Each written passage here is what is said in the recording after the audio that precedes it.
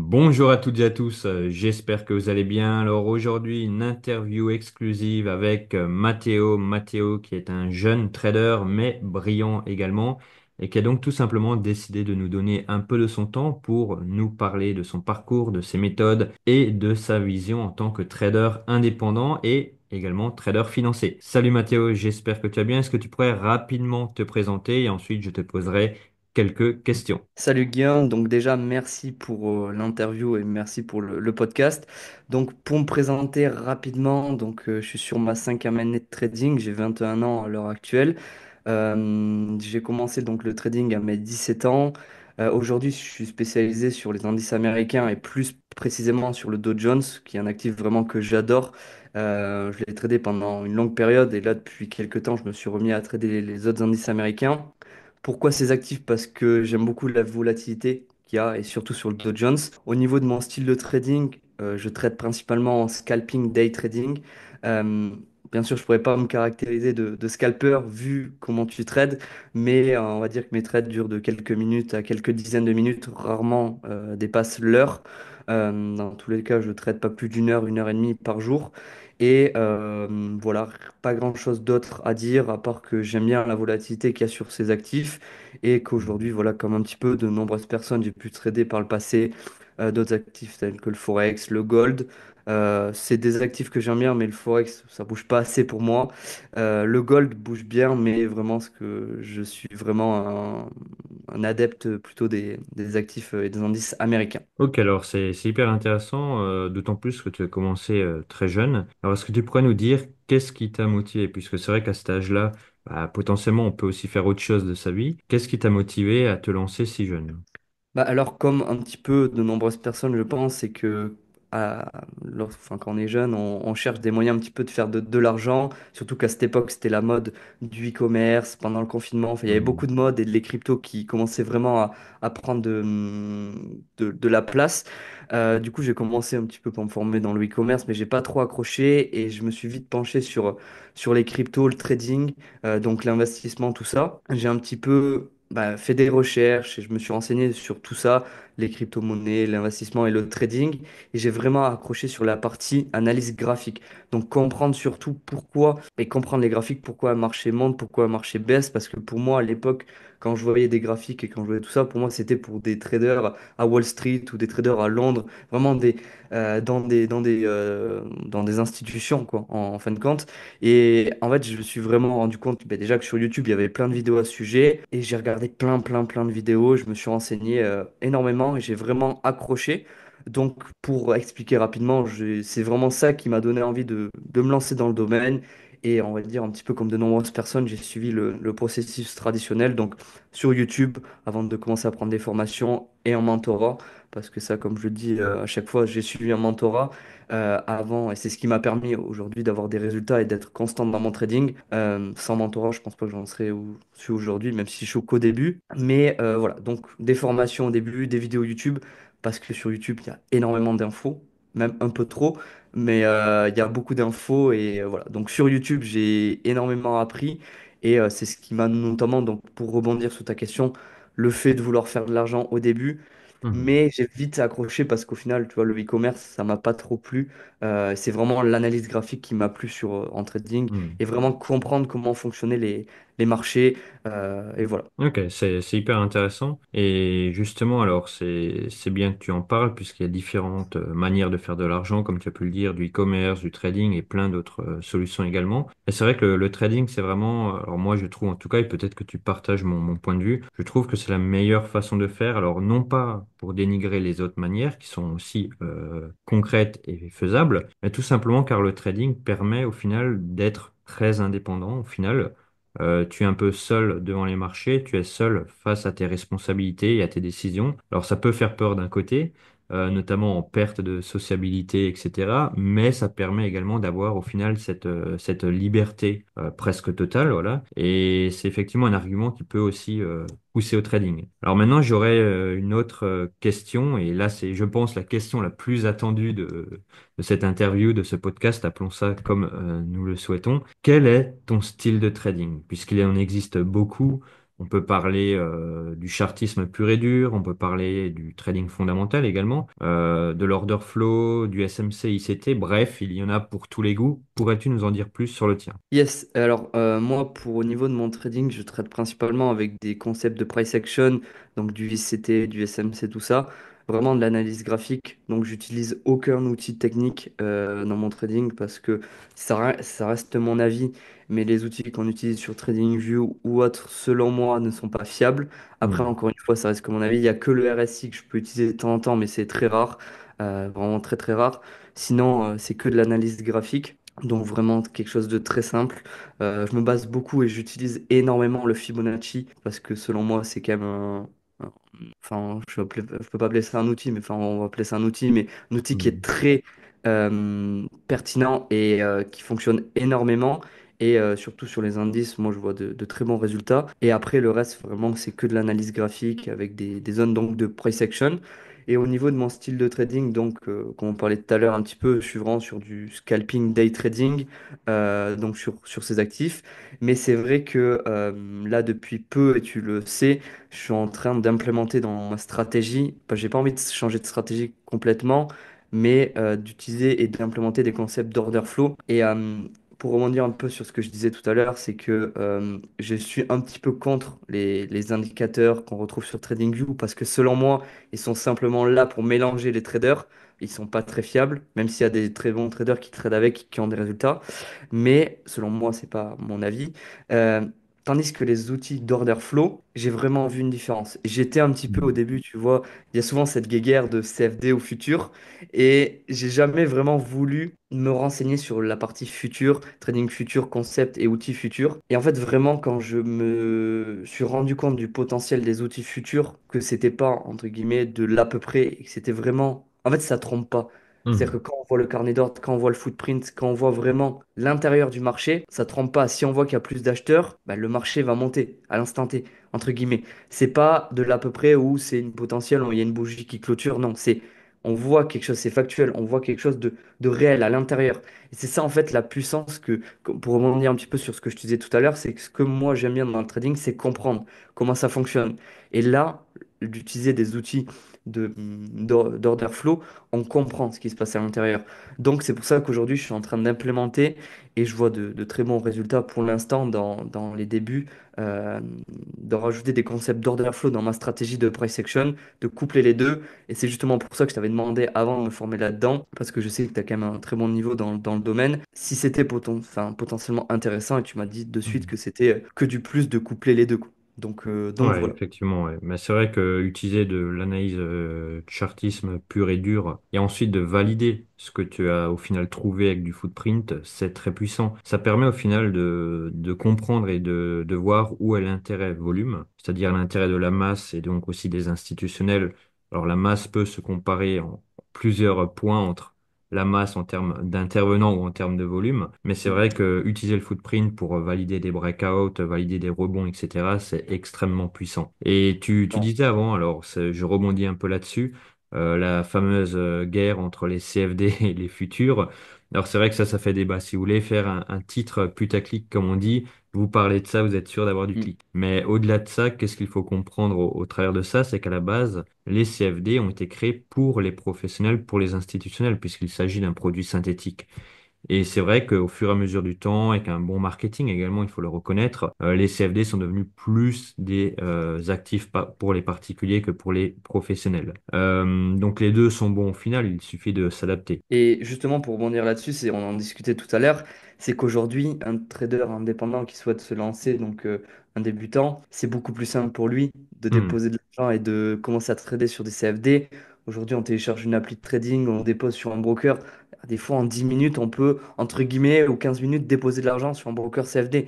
Un broker futur, il y a 24 heures, 48 heures souvent de vérification, c'est Ouais, beaucoup il plus faut connecter les compliqué. plateformes, connecter Ouais, les comptes et les il y a flux et beaucoup tout de ça, choses.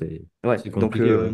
ça prend plus de temps. Et aujourd'hui, c'est entre guillemets, c'est pas malheureux, mais c'est les générations aujourd'hui, c'est que les gens veulent la simplicité. Ils Hmm. cherchent pas à se compliquer la vie. Et même si ça peut être mieux, c'est qu'ils veulent de suite la simplicité. Donc, trader sur CFD, et moi le premier, Hmm. j'ai commencé sur CFD parce que c'était plus simple. Et Ouais. parce que le futur, je voyais ça comme quelque chose de trop compliqué, il fallait Hmm. avoir déjà 10 ans de trading ou autre. Alors qu'au final, si on se rend compte, on peut commencer, je pense pas, tu vas me dire aussi ton avis, si selon toi, un débutant peut commencer directement sur futur, je sais pas. Je pense qu'il faut quand même un petit peu de travail Hmm. en amont, mais avec quelques mois de trading ou une année Hmm. déjà de base, on peut commencer après sur futur. Je sais pas ce que tu en penses. Oui et non. Alors, tu peux commencer directement sur les futurs et dans certains pays, ils commencent directement sur les futurs puisque les CFD ne sont pas autorisés. Ouais, Donc tu peux le faire. Après, il faut bien avoir conscience d'une chose, c'est que les futurs, ça pardonne moins. La taille des lots est plus importante. ouais, L'investissement initial est plus important également dans les outils. Donc oui, tu peux commencer sur les futurs, mais à condition d'être déjà, comment dire, mentalement prêt. De te dire, OK, je vais commencer le trading, je vais pas commencer un jeu de hasard. Donc mm, déjà, je pense que une personne de 40 ans pourrait commencer directement sur les futurs, puisqu'il y a une certaine maturité qui ouais, est normalement présente, bien sûr. oui, Par contre, c'est vrai qu'un jeune de 20 ans, bah, c'est peut-être plus compliqué pour lui de commencer sur les futurs. clairement. J'avais également une question, je vais Ouais. rebondir là-dessus. Tu parlais, tu fais un peu de scalping, un peu de day trading, ou peut-être même du swing, ça on ne le sait pas encore. Est-ce que pour toi, on peut définir réellement un style de trading, ou est-ce que c'est plutôt du marketing? Bah, justement, on en discutait la dernière fois et selon moi, oui, on peut quand même on va dire que on peut être un trader, un scalper, Hmm. mais faire un petit peu de day trading ou de swing Ouais. occasionnellement, mais dans la majorité des cas, dans la majorité du temps, être un scalper. Du style, toi, la plupart du temps, je pense que tu es un scalper, mais ça peut t'arriver de temps en temps, comme tu me disais, de prendre des trades et de garder des trades un peu plus longtemps. Moi, Effectivement, ouais. personnellement, ça m'arrive pas. J'aime pas, en fait, vraiment, j'aime pas garder des trades. Déjà, quand je suis pas devant l'écran, Mhm. je l'ai fait par le passé, mais j'aime pas. Donc, moi, personnellement, je pourrais pas me caractériser de vraiment day trader, parce que day trader, faut garder des positions plusieurs heures, selon moi, et Mhm. swing trader encore moins, parce que je peux pas ça. Laisser un trade, moi, j'aime bien que ça soit rapide et pas prise de tête, entre guillemets.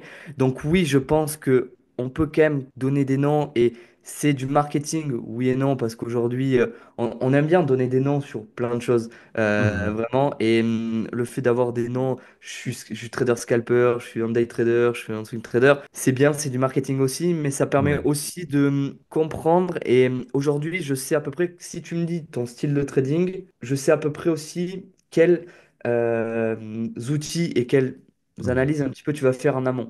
Par Ouais. exemple, déjà, je sais qu'un swing trader va peut-être utiliser beaucoup d'outils, enfin de concepts de price action, mais il va aussi mettre beaucoup de fonda dans son trading. Mhm. Enfin, du moins, on est quand même obligé. Un day trader va devoir mettre un petit peu de fonda, mais beaucoup de graphiques, tandis qu'un scalper, bah, il a quasiment pas besoin de fonda.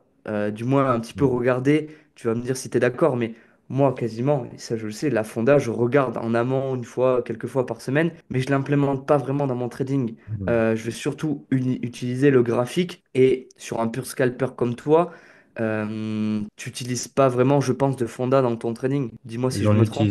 J'en utilise un peu, voilà, pour avoir la direction, pour avoir Oui, on va dire la oui, météo. oui, Mais c'est vrai que quand tu trades au carnet, tout ça, tu n'as pas le temps de vérifier qu'un oui, tel est passé oui, devant le micro pour faire une annonce. Voilà. clairement, Donc, clairement. faut savoir quand il y a des annonces pour ne pas trader, Oui, mais tu n'as oui, pas le temps de confirmer ton trade en regardant une annonce, ou enfin en regardant pas une annonce, mais je veux dire un chiffre spécifique ou une globalité. Donc, c'est vrai que le scalper, lui, va être très agressif, va être très opportuniste au final. Le fait de rentrer, sortir très rapidement, d'avoir également une exposition au risque très faible, malgré tout ce qu'on peut entendre, puisque qu'est-ce qui fait le risque sur le marché? C'est pas le nombre de trades, c'est pas la taille des lots, c'est pas etc. etc. Le risque principal et le premier risque, c'est d'être exposé au reste ouais, du monde quand tu es sur les marchés. Donc c'est vrai que le scalper va un peu se protéger par rapport à ça. Et je vais rebondir sur ce que tu disais. C'est vrai qu'il y a principalement trois styles de trading. Alors, les styles, c'est assez abstrait, je trouve. Ça permet surtout de catégoriser. Voilà, de se dire, je suis plus mm, scalper ou plus day trader ou plus swing trader. Ok, pourquoi pas. Mais c'est vrai qu'après, certains trades peuvent durer un peu plus longtemps. D'autres peuvent être coupées prématurément en fonction du contexte, etc. Donc, l'étiquette day trader, scalper et tout, oui, c'est bien de le savoir, mais derrière ça, qu'est-ce qui le définit réellement? Donc, c'est très bien que tu en aies Mm. parlé. Et je vais également rebondir là-dessus. Alors, un sujet bouillant également, qui va peut-être attirer des visiteurs, qui sait. Qu'est-ce que tu en penses des propres firmes? Alors, les propres firmes, c'est quelque chose qui a vu le jour il y a de cela déjà très longtemps, avec notamment ce qu'on appelait les training arcades, qui était un peu un principe de prop Mm. firme. Ensuite, il y a eu les prop firmes traditionnelles, qui étaient intéressantes, mais avec des challenges chaque jour un peu plus compliqués et des fois même utopiques. On se retrouve des fois face à des règles où il faut les lire 3 fois comme si on ne Ouais. savait pas lire. Et il y a également eu maintenant, depuis peu, une prop firme qui propose des comptes financés sans aucun challenge. Je sais que tu travailles également avec eux. Qu'est-ce que tu pourrais nous dire par rapport aux prop firmes? Est-ce que selon toi, c'est une solution long terme ou c'est juste un effet de mode voilà, qui passe et dont on ne sait pas? Alors, bah déjà, tout ce qui est Profirme, moi, je peux pas, entre guillemets, critiquer parce que je suis financé à l'heure actuelle en Profirme et je trade en Profirme. Je trade aussi en fonds propres, mais les Profirmes, c'est ce qui m'a permis aujourd'hui d'avoir plus de capital, de capitaux Hmm. plutôt. Mais aujourd'hui, en fait, ce que je retrouve et ce qu'on voit sur les réseaux, c'est que on pense que les propres firmes sont quand même un moyen magique d'avoir de l'argent. Mais ce que je dis à chaque fois, et ça, moi, je m'en cache pas, c'est que il y a juste à regarder les chiffres. Il y a beaucoup de personnes qui loupent leur challenge. Hmm. Et la grande majorité, parce qu'aussi, encore une fois, c'est pas que la plupart des personnes sont nulles. C'est que la plupart des personnes, quand on regarde les stats, et moi je suis beaucoup amusé à regarder les stats, c'est que la plupart des personnes veulent passer les trades, les challenges en 2 3 jours, Ouais, faire ouais, ouais. du gambling. Alors que sur la plupart des profils de CFD, ça va faire du 15% sur les deux phases, entre Hmm. guillemets 10 premières et 5 secondes. Ouais. Ce qu'il faut comprendre, c'est que faire du 15% en 3 jours, je vois pas, pour moi, à part que ce soit du gambling, pour moi, c'est pas du Ouais. trading. Donc là, c'est sûr que c'est entre guillemets un peu qui tout double. Donc dans ce cas-là, oui, c'est sûr que c'est normal qu'il n'y ait pas beaucoup de réussite. Maintenant, aujourd'hui, les profs firmes sont quand même une opportunité parce que tout le monde n'a pas la possibilité de mettre 10, 15, 20 ou 50 000 dollars sur un broker parce que selon moi, il faut quand même mettre un bon billet et trader Hmm. avec moins, c'est quand même compliqué. Donc, tout le monde n'a pas la possibilité.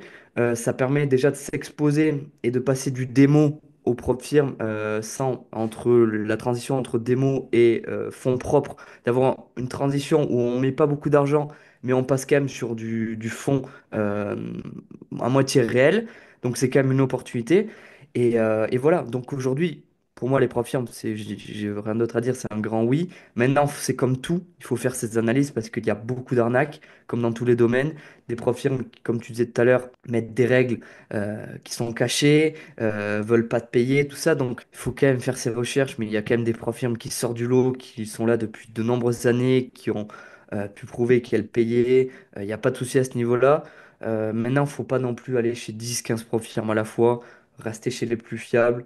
Et comme tu parlais tout à l'heure, c'est qu'on travaille avec la même entreprise à financement instantané. Moi, tu le sais, et je pense que toi, c'est pareil, on ne s'associe pas avec n'importe qui. Hmm.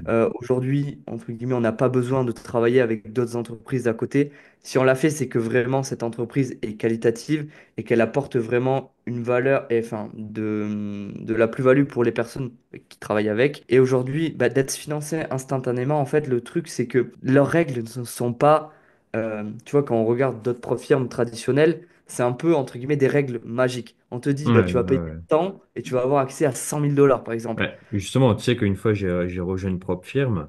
Alors voilà, ça fait 12 ans que je traite, c'est mon métier, je connais, on va dire, voilà, sans, sans prétention. J'ai une fois rejoint une propre firme, et j'ai cru que j'avais acheté un meuble en kit à monter.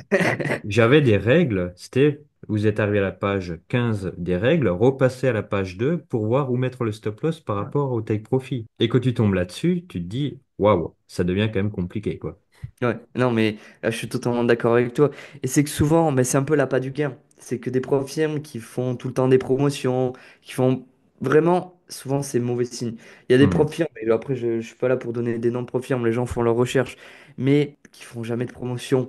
Et hmm, c'est pas par hasard, c'est qu'elles savent très bien qu'elles n'ont pas besoin de faire de promotion, qu'elles ont déjà assez de clients et que c'est aussi une sécurité pour derrière payer. hmm, Donc, ça, c'est un avantage. Il y a des grosses profs firmes sur le marché et pour revenir à l'entreprise avec qui on travaille, qui est un financement instantané, je trouve que c'est quand même une opportunité énorme parce que quand on regarde, et moi j'aime bien regarder les statistiques, pas juste entendre, oui, Mhm. aujourd'hui, moi j'ai réussi un challenge, oui, c'est bien, mais regarde les statistiques. Les profs aujourd'hui, c'est quoi? Il y a énormément de perdants pour peu de gagnants. Ouais. Pourquoi les gens perdent? Ils perdent à quelle partie? Ils perdent lors du challenge. Si on te dit, tu payes un peu plus cher, mais tu as accès à un financement Mhm. instantané, déjà ça enlève une barrière à l'entrée. Et derrière, si les stats, enfin, comme je disais tout à l'heure, aujourd'hui on te dit que pour peut-être 300-400 euros, tu peux avoir accès à un compte à 50 000 ou 100 000 dollars, il y a déjà derrière, c'est un peu magique, entre guillemets. Déjà, ça pose problème quand tu réfléchis un Voilà, peu.